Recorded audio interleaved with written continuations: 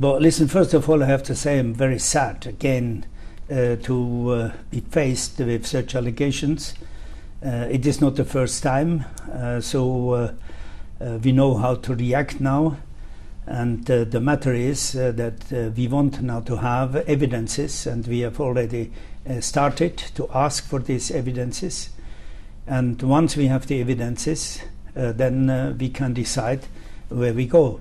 Or we go in an investigation, an administrative investigation, or directly to the Ethics Committee. Would the plan now be to invite Mr. Triesman over to Zurich to discuss this? He's the man who made most of the allegations over 4 members of the executive No, we would committee. invite Mr. Triesman to give the evidences in writing, and how he will give them, we will ask him, and we will ask the FA, because at the time when all this happened, he was the chairman of the FA, at least the chairman of the bid committee, so we will also involve the FA in London to make sure that immediately we get all this information. And if he is coming to Zurich, the better, but we must have it in written form. So it's important to stress at this stage that these are allegations made in the British Parliament. If you get the evidence you are asking for, if anything is proven, this is as many as 8 people on the FIFA Executive Committee who have been involved in improper conduct or corruption. Is that a crisis for FIFA? No, first of all, we don't know if it's true or not true. So as long as nobody is declared that he's declared not guilty, so he's not guilty. He's not declared guilty. He's not guilty. Bon. But the crisis in FIFA. Listen, I have faced the different situations in FIFA, but here let us be very clear.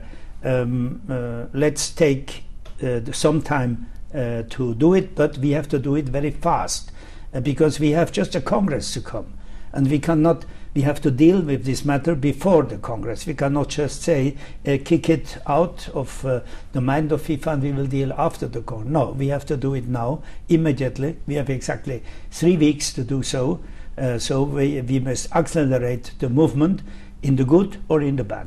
Are you confident that you can get to a stage where the public, football fans around the world, trust that FIFA is clean? At the moment, not every football fan does. Can you get to that position, Mr. Blatter? That's exactly what we want to do through the Congress. In the Congress agenda, there is one of the items which is called zero tolerance. And this zero tolerance is exactly what we want to communicate and to implement. And we have already started.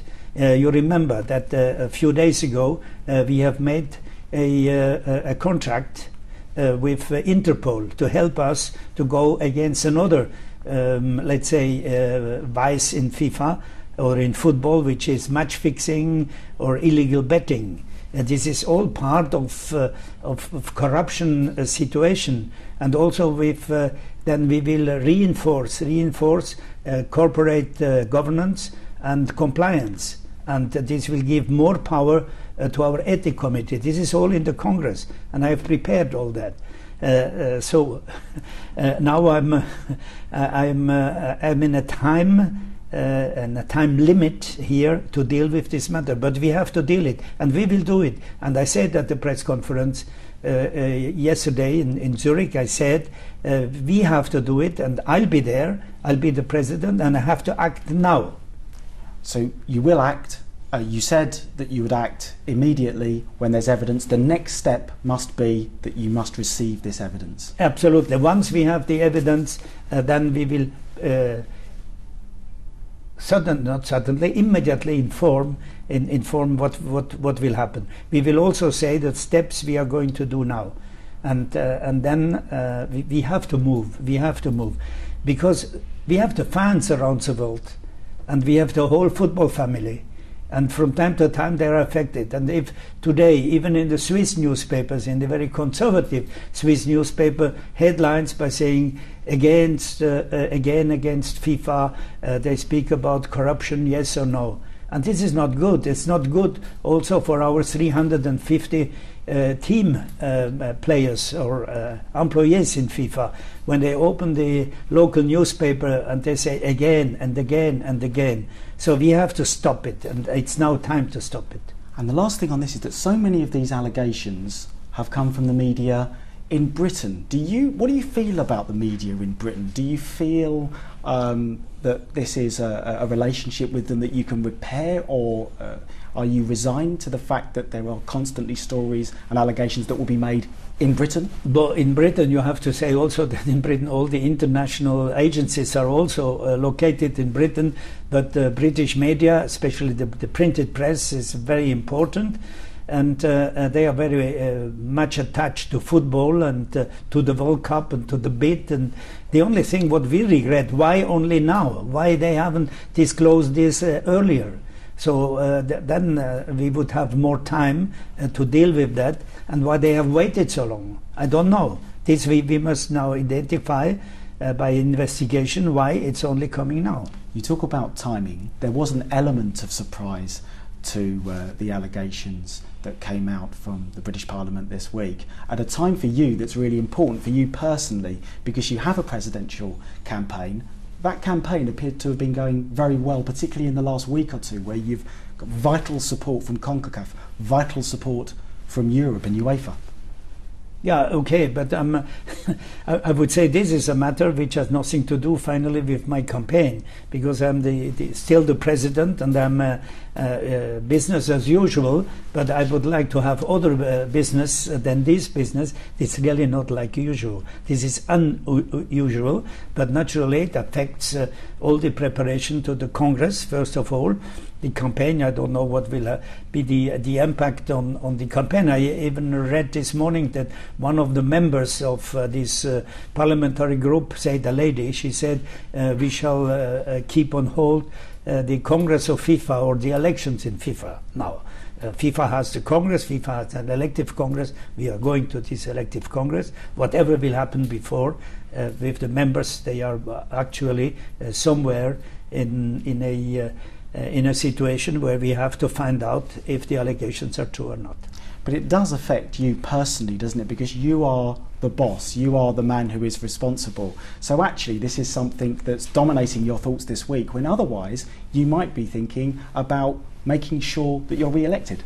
Well, you know, in an election you never know if you're sure or not sure. But I think after having been the president of FIFA in the last 12 years, and having had the 4 years, very difficult years, because they didn't want me the 4 first years, and then later on it was after the election 2002, it was an easy run, because we have developed the game and we have developed FIFA.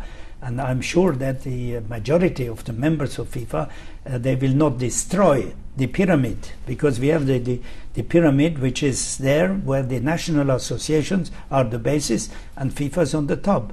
If now this shall be changed and the national associations are only with the confederations and not any longer with FIFA, then the pyramid will collapse. And if the pyramid will collapse, where is the universality of the game then?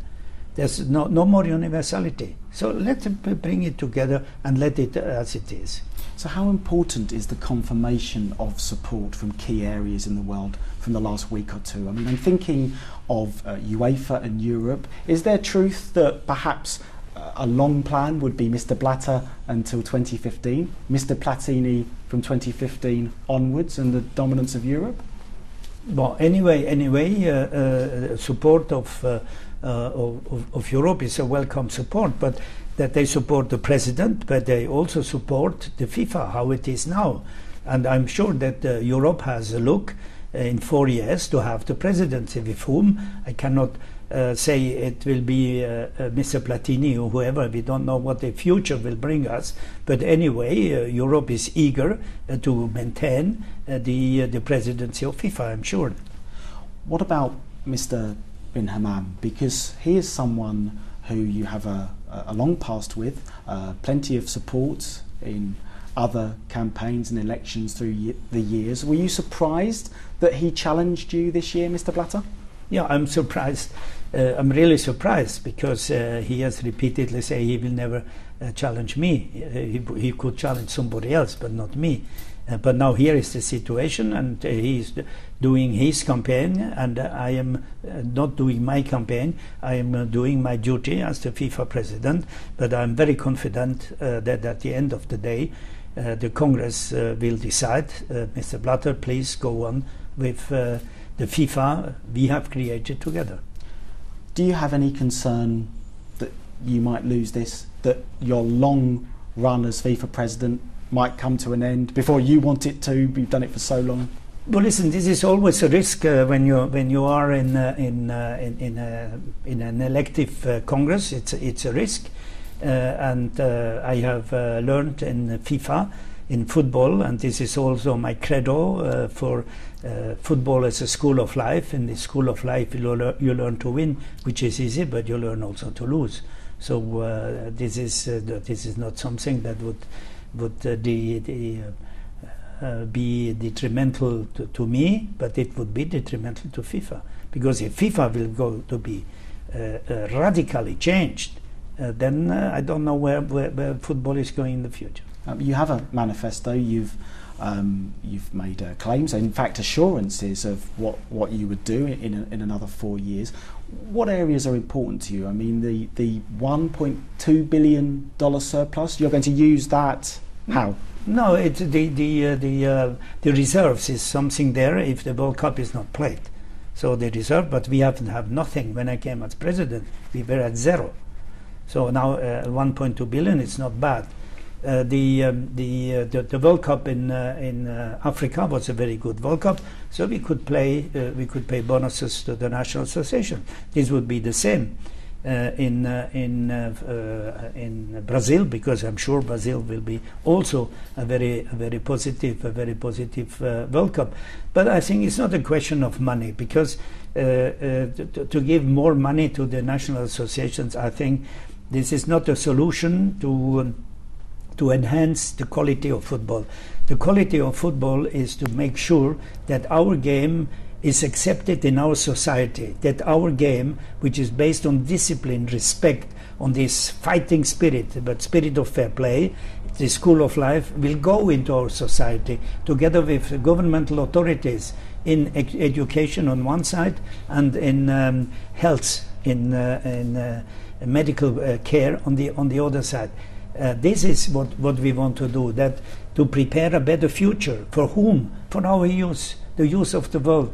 There are people, they are living in paradise in the region of Al Jazeera. It's a paradise. Here in Switzerland it's the same, but you have continents or Africa, Asia, or in the Americas, north and south, and wherever there is poverty, where you need education, you need to work against the illness and so on. And here the football can do, and this is what we shall do after having developed football, touch the world with the emotions of the game. Now bring this game into society. This is my manifesto for the next 4 years. Nothing else, just that.